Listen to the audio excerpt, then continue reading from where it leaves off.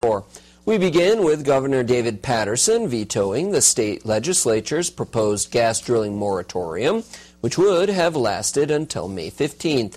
Instead, Paterson favors a longer, less restrictive drilling timeout.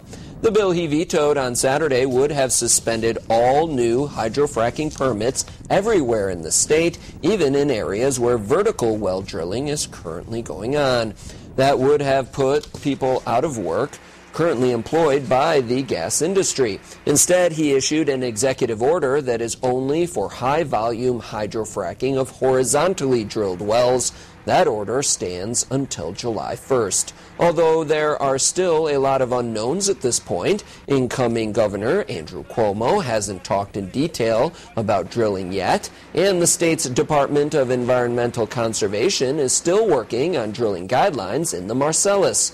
Originally, it was thought the DEC's revised impact study would be done late this year, but it now appears it will take several months more to finish. The Joint Landowners Coalition of New York says it's pleased that Paterson is allowing existing businesses to continue. Coalition President Dan Fitzsimmons says he hopes the decision signals a return to common sense and science when it comes to drilling. The landowners support the DEC and the development of the SGIS. The DEC is taking the time it needs to ensure that our land and water are protected. We are pleased that the governor is placing his trust where it belongs with the DEC and the gas and oil experts.